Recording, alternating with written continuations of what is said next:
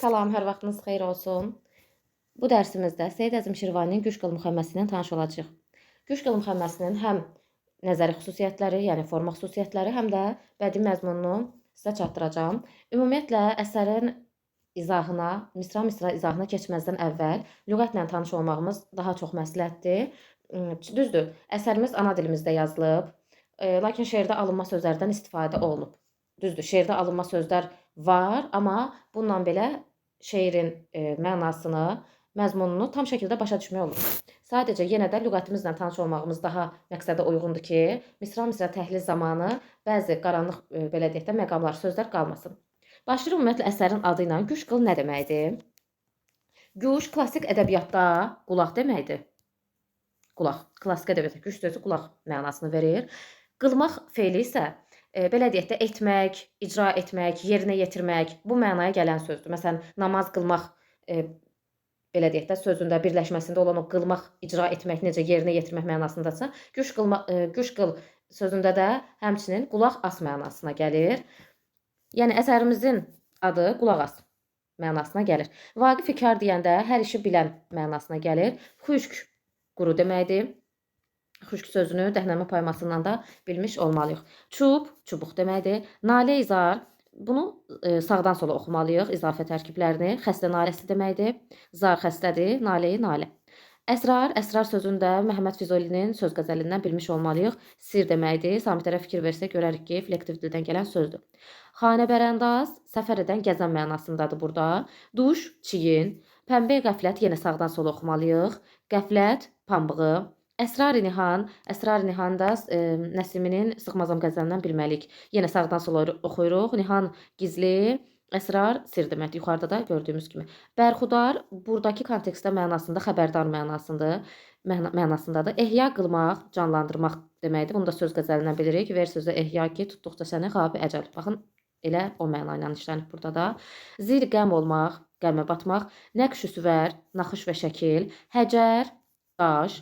Əsbab-ı mənahi, qadağan olunmuş alət, tar mənasındadır. Orada tar qadağan olunmuş alət mənasında deyirlər. Yəni şeirimizdə Kövsər, cənnətdəki bulaq, qılman cənnətdə xidmət edən oğlan. Pərtövü, rüxsari, sübhan, alqışlanmalı üzün işığı. İstixvar, bağışlamaq istəməkdir. Saqi, şərab paylayandır. Huş, bildiyimiz elə huş, ağıl mənasında, indiki dilimizdə də işlədirik o sözü. Dəhri müxalif, yenə sağdan sola oxuyuruq. O dünya. Məni məna deməkdir. Bu bizim lüğətimizdir. Qeyd elədiyimiz kimi lüğətlə tanış olub daha sonra əsərin izahına keçsək daha məqsədə uyğun olur. Gələk indi əsərin özünə. Güş qıl, yəni qulaq as. Güş qıl, ey ki bilirsən özüvü vaqif ikar. Agah ol, gör ki nədir, nalə inək, nəğmə-i tar. Nədir ol xuşk olan çubda bu nalə izar ki sədasından onun qarət olur səbri qərar. Açma sən pərdəni, hər pərdədə var 100 əsrar. Güş qıl dedik nədir? Qulaq as. Ey ki, ey bilirik də müraciət nidasıdır. Bilirsən özü vaqif ikar. Vaqif ikar lüğətdə nə dedik? Hər işi bilən. Deyir, ey özünü hər işə vaqif bilən insan. Qulaq as. Deməli əsərimiz müraciətlə başlayır. Kimə müraciətdir? Hər işi bilən insana. Agah ol, gör ki nədir? Nalə inək, nəğməyi tar. Deməli deyir, tarın nəğməsindən, neyin naləsindən agah ol. Nədir ol xuşk olan çubda bu nalə-i zar. Ol deyəndə o əvəzliyi nəzərdə tutur. Deyir, gör bu quru çubuqda. Quru çubuq deyəndə əslində musiqi alətini nəzərdə tutur da. Yəni deyir, gör bu quru çubuqdan çıxan nalə nədir ki sədasından onun qarət olur səbr qərar. Onun sədasından, yəni səsindən səbr və qərar tükənir. Yəni əslində burada belə deyək də mənfi mənalı bir şey deyil. Quru çubuq deyəndə onu kiçik, belə deyək də, əhəmiyyətsizləşdirmək, dəyərsizləşdirmək mənasında deyil. Yəni deyir, o nə qədər balaca quru çubuq olsa da, gör ondan necə bir nalə çıxır ki, həmin o nalədən insanın sədası, daha doğrusu səbr qərarı tükənir. Açma sən pərdəni, hər pərdədə var 100 əsrar. Əsrar da dedik nədir? Sir. Deyir, onun hər pərdəsində 100 sir var. Yəni o musiqinin səsində belə deyək. Qoymaz ol tarı, ol dedik ki, o əvəzlidir. Müğənni niyə ağuşundan? Ağuş, qucaq deməkdir. Deyir ki, müğənni niyə otarı qucağından, qoynundan yerə qoymaz? Düşməz ol xanə bərandazələrin duşindən. Niyə o səyahət edənlərin çiynindən düşməz? Yəni tar nəzərdə tutur. Huş ilə güş edə hər kimsə gedər huşindən. Deyir, hər kimsə. Huş nə idi? Ağıl, güş edə. Güş nə idi? Qulaq asmaq. Yəni qulaq da. Hər kim ki deyir ağılla qulaq assa o tarın səsinə, yəni musiqinin səsinə. Baxın, gedər huşindən, yəni huşu gedər. Ağlı başından çıxar. Pəmbəyi qəfləti çək. Pəmbəyi qəflət nə idi? Bayaq da qeyd elədik ki, bunu sağdan sola oxuyuruq. Qəflət pambığı. Sən də xican güşündən. Qəflət pambığını qulağından çıxart ki, ta ki bu hissəyə baxırıq. Ta ki əsrarı nihanə olasan bərxudar. Əsrar nihan nə idi? Gizli sir. Bərxudar bu dedik bu kontekstdə agah olmaq, xəbərdar olmaqdır. Deyir, qəflət pambığını qulağından çıxart ki, gizli sirlərdən agah olasan, yəni xəbərdar olasan. Tut bərabər dəmi İsa'ya müğənni dəmini. Yəni müğənninin nəfəsini İsa peyğəmbərin nəfəsinə bərabər tut. Burada İsa peyğəmbərin adı çəkilir. Yəni dini şəxsin belə deyək də, dini şəxsə müraciət deməyək, dini şəxs əsərimizdə adı keçir. Qılıb ehya özünü seyr elə ruh aləmini. Deyir, ruh aləmini seyr edib özünü canlandır. Ehya bayaq dedik ki, nə idi? Canlandırmaq. Ziri qəm olma. Yəni qəmin əsiri olma, qəmə batma. Eşid nəğməyi zülü bəmini. Qəmə batma. Musiqinin zilinə, yəni zili nədir? Ən belə deyək də, yüksək səsinə və bəminə qulaq as. Yəni bəm də nədir? Ən aşağı səsinə, alçaq tonuna. Çəkmə aqil sən əgər dəhr müxalif qəmini. Aqil ağıllı deməkdir. Deyir, əgər sən ağıllı insansansa, o dünyanın dərdini çəkmə. Şura gəl. Şura gəl burada coşmaq, həvəsə gəlmək bu mənadadır. Həvəsə gəl. Nəğmə ilə çək, qəmi dünyaya həsər. Nəğmə ilə qəm dünyasına hasar çək. Yəni musiqi ilə deyir, o dünyanın dərdini çəkmə. Musiqi ilə nə dərdin varsa onlara hasar çək, sədd çək. Musiqi məclisinin əhli gərək, əhli bəsər. Musiqi məclisinə yığılanlar deyir, gərək anlayan adamlar olsunlar. Əhli bəsər, yəni görən, anlayan bu mənada. Ta ki görə pərdə-i əsrarda yüz nəqşi süvər. Nə demək olacaq bu? Deməli deyir, sirli pərdələrdəki yüz naxış və surətləri görə anlaya bilə də belə deyək. Kim ki zövq əhli deyil, anı hesab eylə həcər, ləhni Davud eləməz, növü camadətdə əsər. Baxın, bu hissələr testdə düşür. Zövq əhli olmayanı deyir, bir daş hesab elə. Həcər nə idi? Daş. Deyir, zövq əhli olmayan, yəni musiqidən zövq almayanı daş hesab elə. Onlar daş yerindədir. Çünki deyir, Davud peyğəmbərdən söhbət gedir. Davudun gözəl səsi cansız əşyalara belə təsir eləməyəcək. Yəni onun belə deyək də, sən musiqidən zövq almırsansa, deməli sən bir cansız daş kimisən. Artıq Davud peyğəmbərin də səsi cansız əşyaya, yəni daşa təsir eləməyəcək. Deməli musiqidən zövq ala bilməyənlər daşa bənzədilir. Həcər daş deməkdir. Məni ərbabı edər, güş sıxan, ey hüşyar. Deyir, ey ağıllı insan, ey hüşyar. Baxın, müraciət var. Əsərin əvvəlində də müraciət var idi.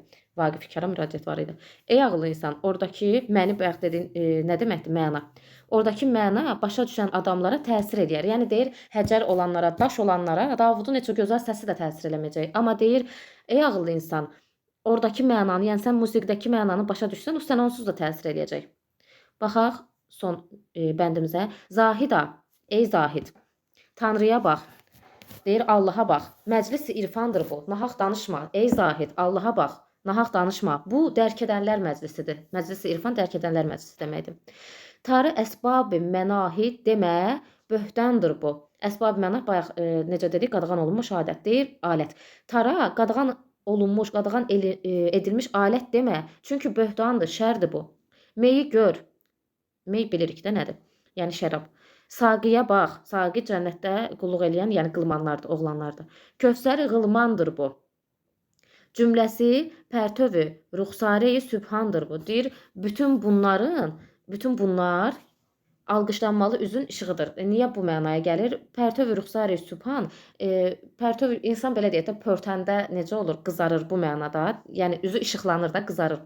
Bir növ bu mənada gəlib çıxır.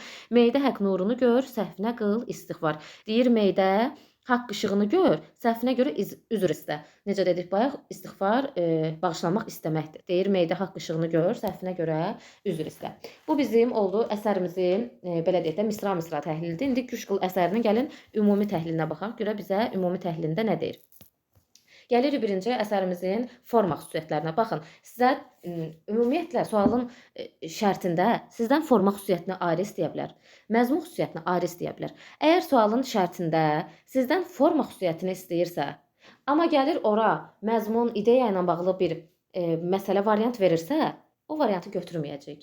Nəyə görə? Çünki forma xüsusiyyəti əsərin ayrı təhlil olunmalıdır. Məzmun xüsusiyyəti ayrı. Şərtdə bizə heç bir məhdudiyyət qoymadan, ümumiyyətlə deyir ki, Quşqulu əsərinə aid bədii xüsusiyyətləri, forma xüsusiyyətləri məhdudiyyət qoymur. Deyir xüsusiyyətləri seç. O zaman bəli, biz də ora məhdudiyyət qoymadan ümumi cavab nədirsə onu verə bilərik. Amma ən çox necə düşür? Artıq blok imtahanlarında belə deyək də, ümumi ideyadır, məzmundur, problemdir. Bunlar ümumi məsələlər düşmür. Gedir xırdalığına, abituriyenti çaşdıra biləcək hansı məqam varsa hamısından istifadə edir. Məsələn, əsəri verir, sən imtahandasan, həyəcanlısan, stresslisən, baxa bilmirsən, fikir vermirsən ki, bu məndən forma istəyir, yoxsa məzmun istəyir. Ona görə də diqqətli olaq. Forma istəyəndə forma, məzmun istəyəndə məzmun götürək. Çünki bunlar belə deyək də o xırda məqamdır. Sən əsəri bilirsən, forma görəndə avtomatik variantda oxuyanda məzmun düzdür axı, düzgün cavab kimi görünür gözünə. Amma şərtimizə ümumiyyətlə əsərin şərtini, daha doğrusu sualın şərtini düzgün oxuyanda, sualın şərti elə onun açar məqamıdır. Sualın şərtini sən düzgün oxudunsa, orada cavabda səhv eləmək kimi bir şansın, ehtimalın yoxdur. Sualın şərtini tam şəkildə başa düşmək, onun elə cavabını da başa düşməkdir. Çünki 5 variantın birində doğru cavab var da, sualın şərtini də düzgün başa düşmüsənsə, deməli cavabı da orada gözün görəcək. Ona görə əsas açar məqam sualın şərtini düzgün başa düşməkdir, diqqətli olmaqdır. Doğru istəyirsə doğru, yanlış istəyirsə yanlış. Öz ağlımıza gələni orada yazmamalıyıq. Sualın şərtinə dəfələrlə fikir verib oxumalıyıq. Gələk indi əsərimizin forma xüsusiyyətlərinə. Əsərimiz lirik növdədir, müxəmməs janrındadır. Baxın, növün soruşsa lirik növ, janrın soruşsa müxəmməs. Əruz vəznindədir. Ümumiyyətlə, burada heç bir belə deyək də çaşdırıcı məqam ola bilməz. Çünki ümumiyyətlə Seyid Əzmi Şirvani heca vəznində yazmayıb. Əsərimiz rəməl bəhrindədir.